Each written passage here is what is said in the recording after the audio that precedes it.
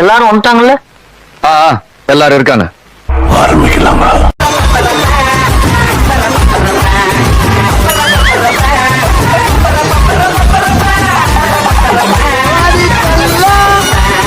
திமுக தலைவர் ஸ்டாலின் மீண்டும் கொடைக்கானலில் குடும்பத்துடன் ஓய்வெடுக்க செல்கிறார். அவரது மகன் உதயநிதி மனைவியுடன் துபாய் கிளம்பியுள்ளார்.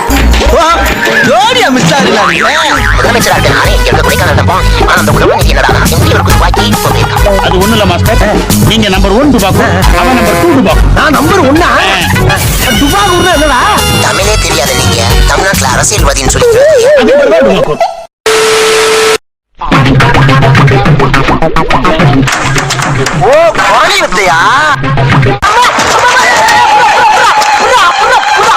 தூக்க முடியாது. அடுத்து புல்லட் இருக்கு. அங்க உட்காந்தா இது சௌரியமா இருக்குதுப்பா. மேல உட்காந்து சார். நல்லா இது ஹைட்டா இருக்குது. உட்காந்து சார். மேல உட்காந்து சார். உட்காந்தீங்களா? கடலை கால வைங்க சார். இந்த காலை மேல விட்டுறணும். வச்சுறீங்களா? இதே வண்டி நவர மாட்டேங்குது சார். உசுர போட்டு வாங்க.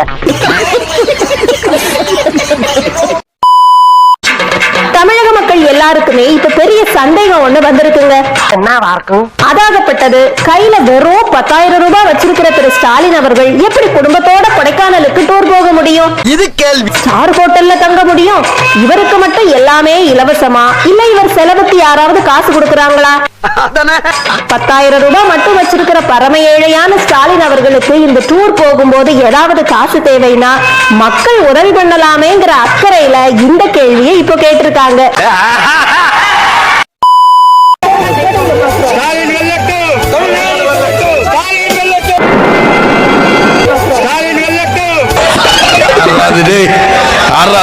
உள்ள வேண்டா கத்துறது.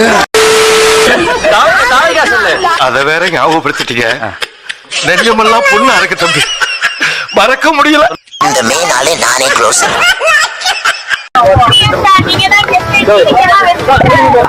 எங்க ஊர்க்கா சொல்லு. உனக்கு என்னப்பா, நீ பைத்தியம். கடுமையான போட்டி அமலாக்கத்தின் மூலமா மத்திய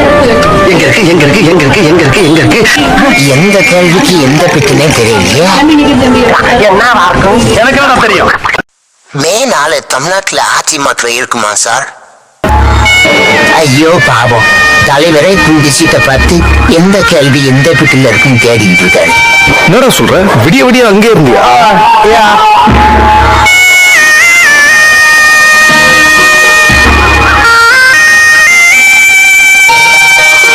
தலைவர் இவ்வளவு நேரமா தேடி என்னத்தை உலர போறாருன்னு தெரியலையே. மாமியார் கொண்டுதான் மாறாது.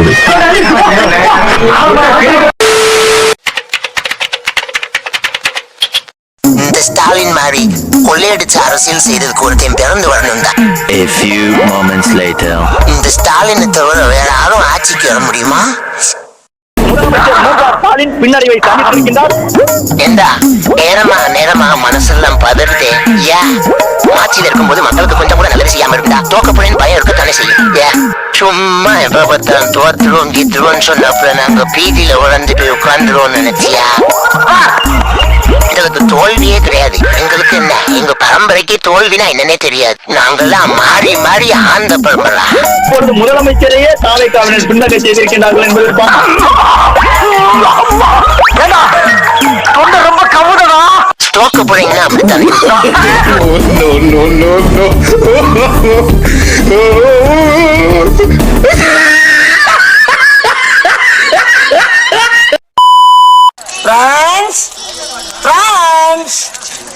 கூப்பிட்டாலும் வர மாட்டேங்கிறாங்களே. ஒருவேளை சரக்கரை கடிச்சு மட்டி ஆயிட்டானுங்களா? ஸ்டாலின் தொடர்ந்து பின்னடைவை சந்தித்து வருகிறார். 17வது சுற்று முடிவிலும் அவருக்கு பின்னடைவே ஏற்பட்டது. வயசுக்கு வந்தா என்ன, வரல என்ன, எல்லாமே போச்சு. கடத்தூர் சட்டப்பேரவை தொகுதியிலே திமுகவினுடைய தலைவர் மு.க. ஸ்டாலின் தோல்வி அடைந்திருக்கின்றார்.